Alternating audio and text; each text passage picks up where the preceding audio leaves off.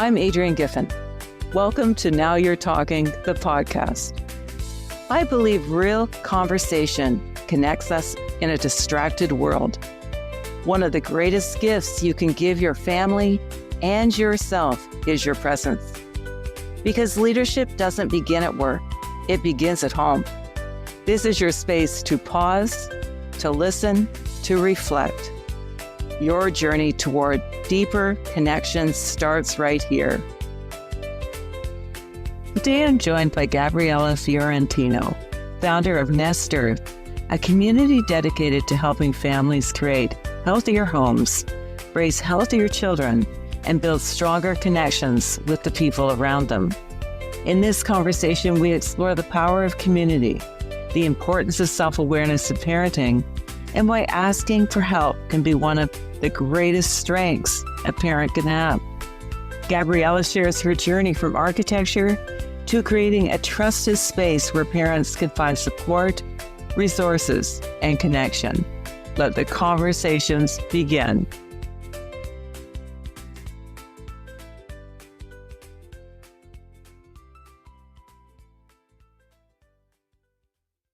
Gabriela, thank you for joining me. Gabriela, you're the founder of a company called Nest Earth that brings parents and a community experts together.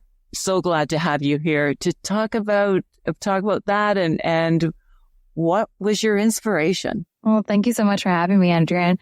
Nest Earth really was built and came from that desire to create that community to really raise healthier kids, but also understanding that we're safeguarding their future at the same time. What kind of future they're going to have.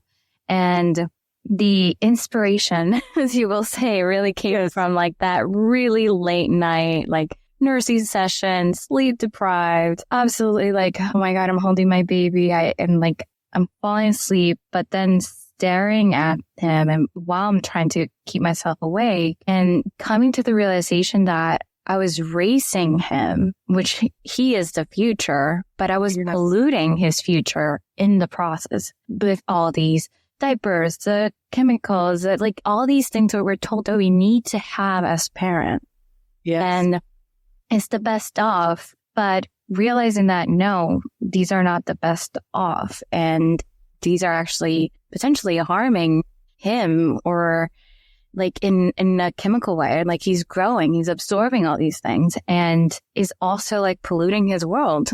Where are these diapers going? The amount of diapers. Once I learned, oh my God, these are 500 plus diapers a year going to from one child. And I was amazed what all of this, and I wanted to change. That was not the course I wanted to take. And there had to be better alternatives. And so just looking into those better alternatives, but also in a way that also makes sense for us, right? Because I feel every family is unique and not everyone wants to do cloth diapers. Maybe it's a mix of the two. Yes. I think that's where Nest Earth was really starting to grow. And as an idea because I was feeling isolated.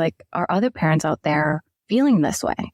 Are they do they want to do these things? Or am I going to be the crazy mom that is no, I don't want that. That's not healthy for my kid. Or oh yeah, I don't you start to feel where's my community? Where can I find my people? And not only that, when I did find there are Facebook groups, it's just it becomes very polarized, or somebody, you can write something I need support, and then somebody who doesn't have the knowledge provides that, or somebody else starts criticizing. It didn't feel like a safe, supportive space.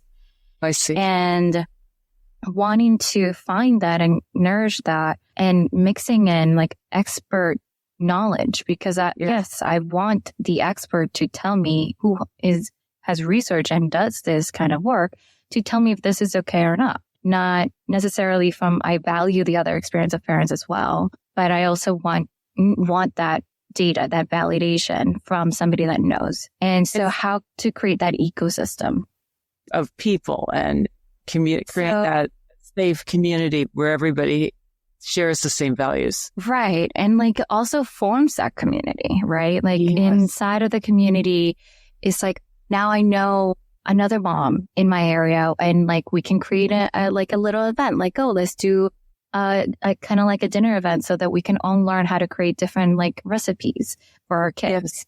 Or like we start to host different events kind of like together as like mom friends and meet other friends and mothers that think alike, but also be able to find that support. It's like, oh, I'm looking for this. Does anybody know this? Or an expert on non-toxic can be like, oh, I actually don't recommend these kinds of things because of this and that. Like having that extra layer, right? Creating that sense of community and ecosystem where everybody shares their knowledge, supports each other, and are able to just, live as parents, but having that resource back, like there. Yes. Well, can you share, Gabriela, some stories or a couple of stories of two parents coming together and really feeling that connection and changing the course of their decisions based on that connection?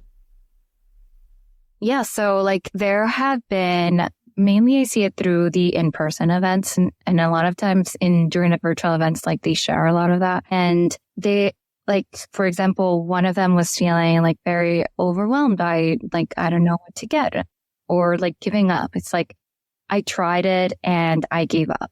Like, I didn't know how to keep going because they didn't have the support system. Yes. And then it's like, after a simple conversation, it's like, here, we actually use these kinds of, that one was about the diapers, the cloth diapers. We actually use this particular one. It was very easy to use. How about you try it? And if you have any questions, just come back. And like just being able to have that kind of like question, then she moved on and actually tried them. And then she kept going and she now uses them. And so, but like changing those kinds of little moments right there. And last time we were talking, I remember one of the times with like Halloween, that sense of Halloween and how like all these candies, like they contain additives, they contain like red dyes, like all these things, and like how to manage that. And, if you don't have those conversations, a lot of parents are like, well, I'm not going to not let them have Halloween. But it's not that they were not going to have Halloween. It's how do you address it, and what are ways that other parents are doing it, or what you can be doing, or what kind of candy to buy so that if you want to do a swap, you can do these kinds of things. So this idea of the switch came in that conversation, and is an idea that it is out there. But unless you have those conversations, you're like, oh, I didn't know about that. And it's this idea what is it? Yeah. So, it's the idea that the kids can go have Halloween, get all the candy they want, have the whole experience.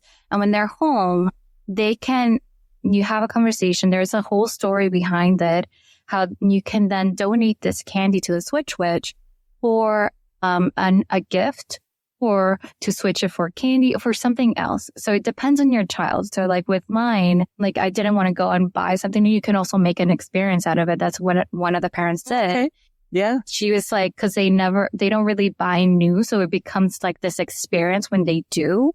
And so she's like, we're going to go and you're going to pick something and we're going to buy it. But he had to donate all his candy for this other thing. And for my kids, what I did is that I just simply say like, well, if you donate your candy, I had this box already, and like it's a subscription box and that I had it for like 2 months, and it has like 10 different toys in there. And so like, I just brought the box as that was the thing, and they like enjoyed it. And then the box went away. It's like, oh, is the witch going to take the box now? I'm like, yes, the witch will. And then you get another box. Okay. But like, that's kind of like the idea, like, it depends on your kids, but you essentially have them trade the candy for something else. It could be for the healthier version of that candy. Yes. If you want to give them candy, it could be for an experience. It could be for like, it doesn't have to necessarily be material, but it's all about it's all about the individual, right? Each family, each kid is going to be different based on their needs. And yes, and adapting along the way. When you said on your Instagram, and I really liked it, it stood out for me, you don't need to have a perfect home to raise healthy kids. And can you share more about that? Because, when you talk about Halloween and we all want to do the best thing, but, we all stumble along the way. And as parents, we definitely stumble because we're all just trying to figure it out. And that's the strength of your community. You can help figure it out together. But, can you share why we don't have to be perfect? Honestly, because I feel like when you do strive for perfection or want to be perfect, nothing gets done. No real action gets taken. But when you embrace just being like, okay, I'm just going to try to be one step better, or I'm going to try to do one new thing, it doesn't feel overwhelming, right? And when you feel overwhelmed, you tend to stop. It's like, no, that is not benefiting me, it's driving me crazy. I needed to do all these things. Then you start to stress out. Mm-hmm. And that's not the point. The point is to just live a little bit better. And each time you're going to see that how far you've come at the end. Like if you do one thing a month, you're going to have 12 things by the end of the year, but it doesn't have to feel overwhelming. So that sense of perfection really kind of like guides the mindset when you try to be perfect versus when you're not. It's like, oh, I'm just going to try something new. It becomes a sense of experience, of wonder, of curiosity. And when you go through it that way, you start to actually incorporate it into your house and your home and your lifestyle because it's releasing endorphins. You may like, oh my God, I did it. Like I did this one thing. Yeah. And now you're like really proud of yourself and now you want to keep doing it again. And then that's how it becomes a habit. And then you start like, you don't notice it after a while. Yeah. But yeah, staying away from perfection. You don't have to be perfect. You don't have to do it all. Just start with one thing. Again, with my kids, I started with diapers because that was bothering me. It bothers you. Yes. Yeah. So, and then you incorporated that into your life, but you didn't try to do many things all at once. No, I would have driven myself crazy. That's a good thought too, because when you say you just change your mindset, instead of coming from putting yourself down and shame, you are coming from curiosity and something that's positive, and that does release a completely different endorphin, as you say. Oh, that's so. As a mom, and how we're pulled in so many directions. Can you tell and share about the importance of having a moment of pause? Yes. Well, honestly, especially when they're young, they're all over the place. There's so many things that you need to do. Like your tasks, your to-do list, it's just going to grow. I mean, you got to accept it at one point. It's just going to keep growing. And on top of that, being sleep deprived, like all these other aspects that come into it, like we tend to sacrifice ourselves, our time, and just keep going and doing. It's like, this is how it's working, but it's not. It's like you juggling a bunch of plates and just hoping they don't fall. Right. And sure. If you don't pause to see like what is working, why is this not, what is stressing me out? Like to really like think about not only yourself, but also like the things that you're doing. Like I see he just keeps like, for example, a kid might just keep crying, and that might be because you're stressed out. They sense that. Mm-hmm. And so it could be different things. But if you don't let yourself pause and see what's going on, what's happening, and kind of like self-reflect a little bit, mm-hmm. you can't go in the right direction. Like you're just going to keep going down a road that you may not want to go. And instead of where you hope to, when you were initially pregnant, it's like, oh, this is the world I wanted to do. And this is, we daydream. Yeah. Yeah. Mom, I want to be. But when you're in the middle, if you don't take that time to actually pause, you might not see that you're not being the mom that you wanted to be. You're not going down the route that you wanted to go. Yes. You're just going with the motion. Yes. Because it was in that moment of pause, wasn't it, Gabriela, when you had the inspiration for nesters. Can you share a little bit more about that, please? And how that evolved and did it come from somewhere else? Like when you look back in time, was this something that you had always wanted to do and it took having your children to actually turn it into reality? Well, honestly, looking back, I think, no path is like linear. I always wanted to do something, to build something better for the world, to make it kinder, safer, more sustainable. I didn't know that word when I was younger. Now it's everywhere. And then I took the path of going into architecture for that reason, and architecture and urban design, so that I can, how can I build a better world? Because I understand how the people are living it and how they live through it, how they experience it, how it all interconnects. And coming from that knowledge, and they teach sustainability and sustainable solutions and what you need to create healthier spaces so that if you're creating a building, it relates to its ecosystem, its surrounding areas, so it doesn't affect it. So everything is interconnected. And I never thought of opening this company like flat. I never thought of it. And it wasn't until I had my kids that I started to see how that even though I was knowledgeable, that knowledge did not translate to my parenting, because I was doing what I saw my parents do, right? Like growing up, what other people are doing. And so I thought that was the right path. But it wasn't until that 2 a.m. session, completely sleep deprived, that I just stared at him. Sebastian was so tiny, and I was just staring at him and trying to see, well, I know I want to build a better world for you. And because of understanding that all of these things are not helping, I wanted to make it better. And I wanted to, for other parents not to feel isolated, because I did talk to other moms and they were like, yeah, I do agree, but it's so hard. And I'm like, why does it have to be so hard? And so questioning that, right? Yeah. Questioning, why do we need to continue the way that we've been told to?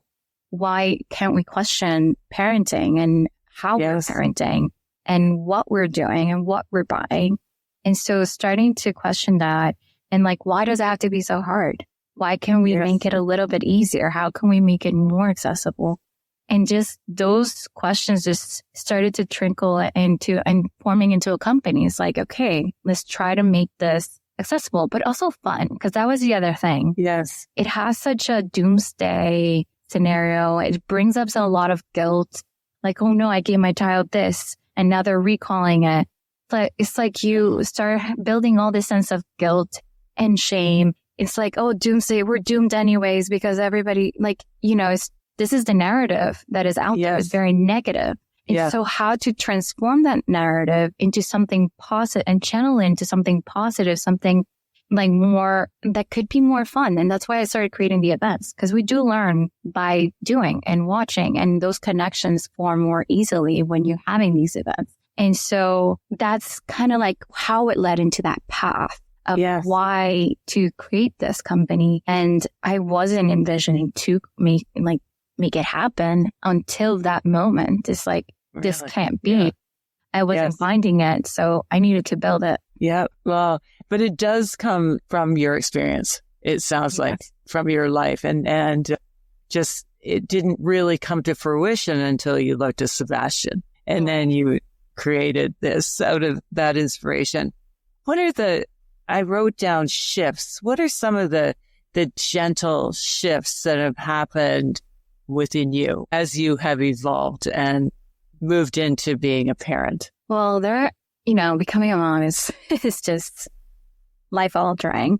And a lot of the time is we were talking how, well, yes, I can tell you, my mom could tell me oh, your life is going to change. I'm like, I'm sure it's going to change. I just want to be better. It's not going to be me. I'm not going to, right? And those shifts, you have this envisioning of how I want to be as a mom. But then you go into the reality, and then all these other emotions that you did not account for come into play. And it's you start to lose that sense of independence.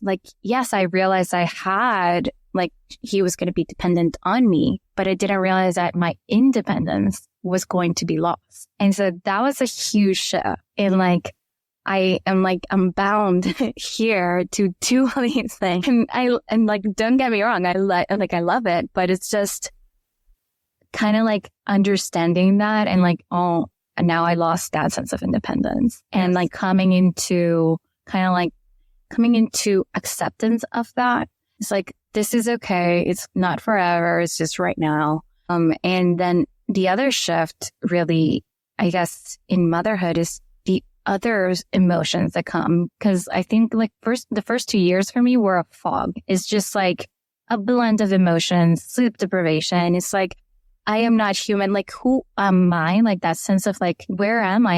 I'm feeling like I'm disappearing. I'm looking at a mirror and it's not me. It's like, who is this lady? And like, it's just, you feel like you're disappearing and like how to regain that new sense of self, right? Yes. That kind of, especially those first few years was like really in the fog. It's like, I don't know. Right now I'm just doing, it's like a robot. It's like, I need to feed you. I need to, like, it's just, these are the things I need to get done.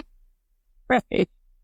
And like to just do it and then never take that into consideration. It's like, who are you now? And what is your sense? Like they give purpose, but there's a different sense of purpose. Self-purpose. And you're not just a mother. Who are you as an individual? Yeah. So it's really that sense of like those shifts that occur. Yes. And trying to find yourself back and like rediscovering yourself in a way. Yeah, those shifts are, you can't possibly anticipate them until you're in it. And then you're in it. You're in it.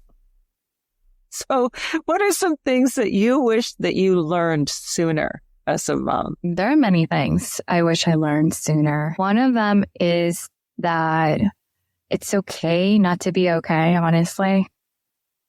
And you are human. You don't need to be super mom. You don't need to do everything right. You just need to make sure that they feel loved. I mean, there's so many things. One of the biggest ones is that it's okay not to do the tasks and focus on being there, playing and being there and being present with them. And honestly, make your own rules as a parent. Don't follow what other people are doing. The best of is not the best of. Like, I know it's like, oh, they've done the research, so they know it's the best of. Like, no, that's not it. And it's okay to set your own boundaries. I feel like boundaries were super important. It's like, what does that mean? What does that mean? So in many different aspects, setting those boundaries. So especially like with grandparents. So like they always wanted to bring in a lot of stuff and buy the kids every time they came and saw, like they bought a lot of things. And I noticed myself, I get stressed out by clutter. And that affected my emotional well-being, started to affect my relationship with the bond that I was building with this child because I was too stressed and like, I need to fix, I need to clean, and so I started to say, for many reasons, please don't buy them. You don't need to show your love by buying them and stuff. Like, it stresses me out. And they play with it for 2 seconds and then forget about it. Like, they're not at that stage. They rather bond with you and play with you and actually be there present with you. And understanding the intentionality, like that was one of the ways. It's like just setting those boundaries and resetting, because every single time it's had to be said, but also setting boundaries for myself. It's like me talking with my husband, being like, I need some time for myself.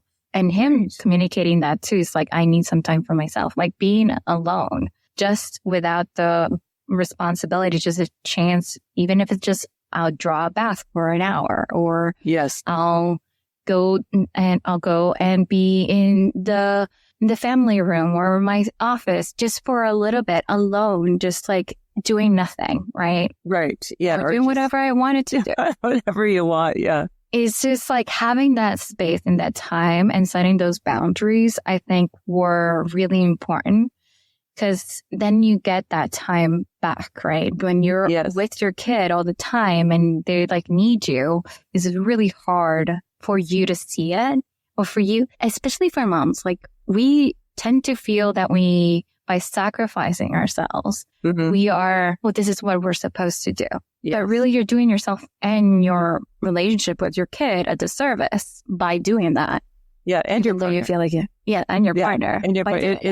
There's a ripple effect of that. Yeah. So when you're talking, Gabriela, what I hear that you're very clear and it all evolves but that you're very clear in what helps you and helps you to be the best mom and the best family member that you can be. How many pause moments do you need in order to uncover those things like boundaries and the fact that you need an hour to yourself here and there?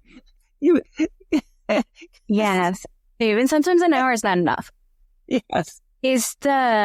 Honestly, there are moments of pause, and then there are moments of F this. It's just, I can't do this anymore. And then you need to figure out what is making you mad? What is making you angry? Right. Because most of the times when I realized my boundaries came from that, this is making me angry right now. It's stressing me, where I feel how your body temperature starts to rise and you're it's irritating me enough that I want to get rid of it and just not see it. And so that's when those are really the biggest moments where I started to know what my boundaries were, because I don't want that anymore. I don't want these toys anymore. Don't buy them. And they have enough. This is enough. Yeah. You just don't need anything else. And so really setting that, I think it's a mix of combination of those pausing moments, what's making you angry, or kind of was draining you. There is a point where you just enough is enough, right? Yeah. You just gotta, where's that point for you? I wasn't I didn't want to disappear. It's I didn't want to go away, right? It's my sense of self. I need time to think, right? Yes. Yeah. And I think that 1 hour, for example, came from both me and my husband, was from I just need time to think, please. And okay, go and take an hour. Yeah. Well, but it's those moments where you listen to your what your body's trying to tell you. Right. Because when your temperature rises, your body's screaming something. So, but you're able to sort of interpret that and then turn that into action, it seems to me. Yes, exactly. So knowing what you know now, from whatever perspective you wanted, what would you do the same and what would you do differently? What I would do the same and different. I think I would do differently. One of the biggest things is ask for help earlier. From whom? From anybody that can help. Okay. So if it's just calling at we don't, it gets really, navigating that gets really strange because we don't have family near here. Yeah. But asking for my husband or calling my mom saying hey, can you make a trip? I need help. Stuff just asking for that help, because, a lot of the time I was no, I handle it. I got this. Because I thought I was failing if I didn't got this. Yes. And so I think that I would. Sorry to interrupt you, but that's the community. You created that community so you could ask people for help and ask for any inspiration. Right. And be guided as well. And so, yes, it's kind of that is what I would start to do earlier. And just because I feel it's so underrated, but it's such a simple thing to do, to ask. But we don't think about asking ever. Yeah. Is it simple? Is it simple? It is. It should be simple. There's a lot of emotional things behind it. It's I know I should ask, but I can't. It's for some reason, we prevent ourselves from asking because I don't know, we're built to give, never to receive. And we see it, I don't know, it may be seen as selfish. It may be seen as oh, you can't handle this, or whatever narrative we're telling in our minds. Yes. Is just no, ask. Yes. It's going to be okay. Yeah. So I would do that first. Okay. Earlier, way before that I did. And I think the things I would not change is listening to my body. What is it telling me? Mm-hmm. Just taking that time to really understand, why did I just screamed And then just like, or why am I'm feeling this way, right? Mhm. What is making me unregulated? What is dysregulating me right now? Yes. And why can't I say something or formulate it? Even if I didn't know the words for the feelings I was having or why I was having those feelings, Yeah. it's like really just like knowing I am feeling a certain way that I don't want to feel, knowing that I needed to step away, right? Even if I didn't understand what it was. Right. So just being in that moment and then trying to figure it out over time. right. Just like knowing that I needed to step away before it went further. Yes. Like knowing, kind of like that's my little habit. It's like, I'm starting to feel dysregulated right now. I need to step away. Yes. Breathe. And then I'll try, when I'm in a better mind space, I'll try to figure out what was happening. Yes. But sometimes we don't have that time. So it's like, okay, just push it aside, write it down. Yeah. Get to it. Yeah. But it's that pause shift that it seems that you're able to do. And where does intuition come into it for you? I think it drives it. You know, you see growing up, like we come from a large family, like cousins. So you see these things. And even if your childhood does play a role, like what you saw, right? Your intuition is trained because of your experience. Mm-hmm. And so I guess like I see what's happening here. I did not like what happened there. And I don't like when they're yelling and like, let's not do that. Oh, that seems nice that they're actually like, oh, they're going to go out and they're going to play together. Oh, that seems great. So it's like, you know, you see a lot of things in childhood and growing up as a teenager, and then you grow, like your whole experience comes into play, and then your intuition starts to come, especially when you're a parent. Like you start to be like, oh, that's the side I didn't like, but what is happening? I'm doing that. Like you start to be aware. I think you have to be aware of your body in order to be able to assess that. But yeah, intuition comes in, and also your children come in. They'll tell you, like, you're acting crazy. Yeah, they'll tell you for sure. That's the great thing. Kids don't tend to hold much back. Yeah. Yeah, that it is ultimately a gift that I've come to realize that. Brutal honesty. Yes. Like, no, I don't want to be with you right now. I'm like, okay. Yeah, I know sometimes we feel like we don't want to be with ourselves either. It's a humbling thing being a parent for sure. Thank you very much, Gabriela, for sharing. May I ask you a couple of questions off of my board game now you're talking? Yes, I would love to. Please. Oh, thank you. Can you share, please, a dream that you must accomplish or you will be filled with regret? If I don't accomplish it? Yeah. And it can be anything. It can be a little thing. It can be a big thing. Well, I think the biggest dream I have right now is Nest Earth and growing it and bringing it to more families and providing more service and having, just making it into fruition and having it grow to the extent the vision I have for it. Yes. And okay, so 5 years from now, you have this vision. Where will Nest Earth be in 5 years? My hope is that, so we have the virtual space, so everybody can have all the resources, everybody can feel that support at any single time they need it. But it's also the localized community, right? So that's like where really those in-person moments occur. The magic really happens in those in-person moments. Yes. And so my goal is to have a localized community in every single state and just expand it so that it starts to grow and parents can feel supported locally. Yes. As well as experts that are local are able to also have that sense of community and be able to provide support to parents. And having this virtual umbrella to just hear is other layers of support. Yes. Yeah. Well, and all the show notes will have all the information about Nest Earth, so people can get involved from all over. If they're not actually where you are, people can still get involved. Yeah. By joining. Okay, great. Thank you. What advice would you give to high school graduates today? That's an interesting question.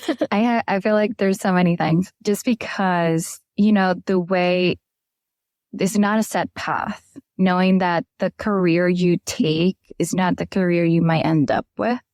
Mm-hmm. I would say start with knowing what you want. How do you want your day-to-day to look like in 5 years? And then work from that. Like, what is your personality? Like, do you want to be going into the office every day? Like, now we have so many flexibilities. Do you want to be traveling? Yes. What are your passions? And then work from that. It's like, okay, these are the things I need to accomplish. I need to do in order to get that.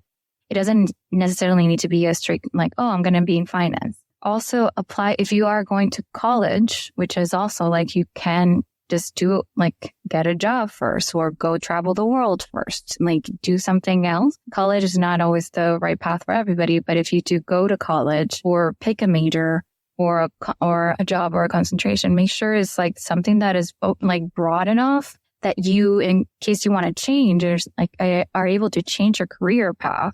So you're not stuck in one job for the rest of your life. Because a lot of the times it happens, it's like, I see it a lot with different careers. One of them, like teachers, they work so hard, but then like all these administration and like things start to occur that they may want to shift their career, but they are teachers. And so what are the careers that they can do unless they go and back into studying and to change their path, right?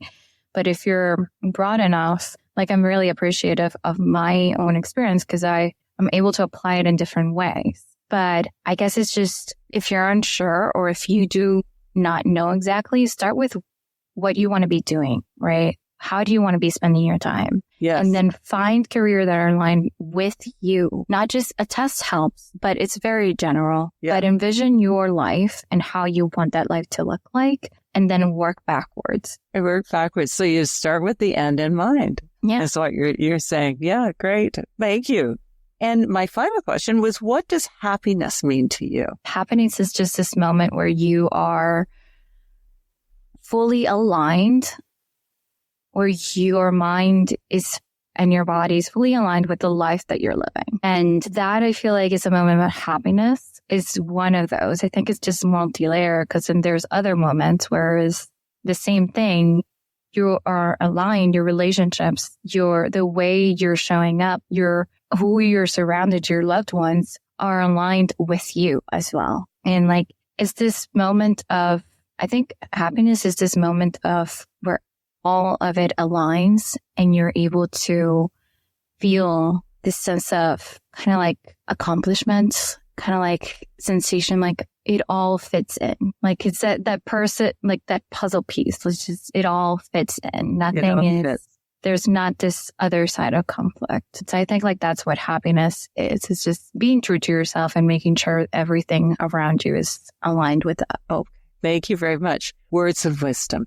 Gabriela, what are some words of wisdom that you can share with other parents and other entrepreneurs who want to start a company, but maybe a little...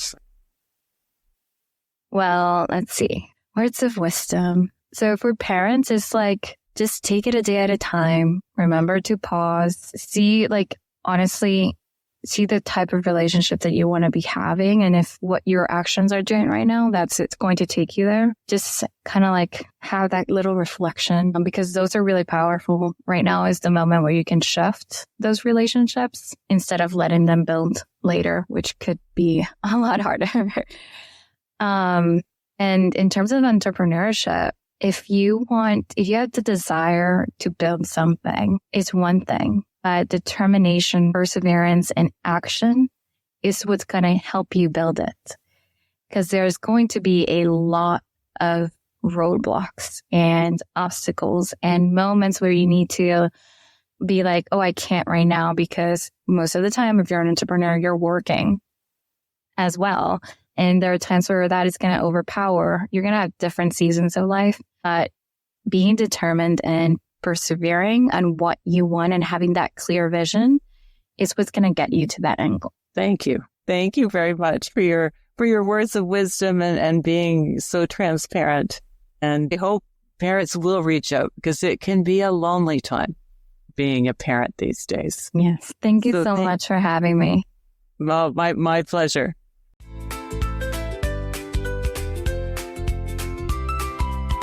One of the biggest takeaways from today's discussion is that parenting was never meant to be a solo journey.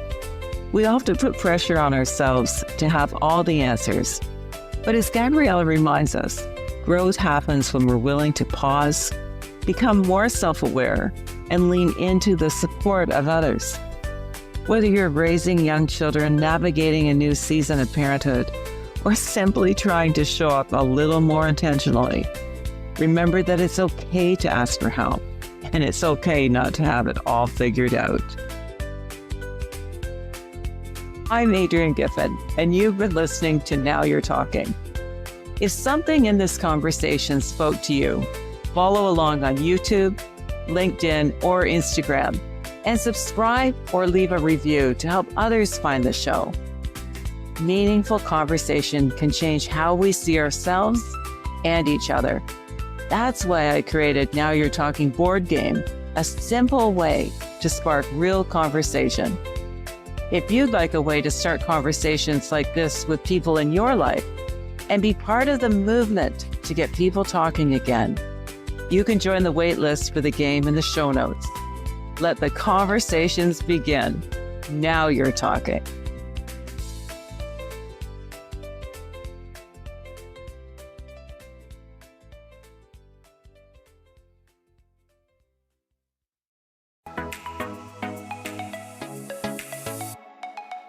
I'm Michelle Abraham, and we are honored to have Adrienne Giffen's Now You're Talking podcast on our High Vibe Podcast Network.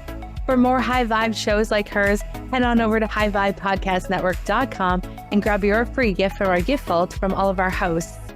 Until then, stay high vibe.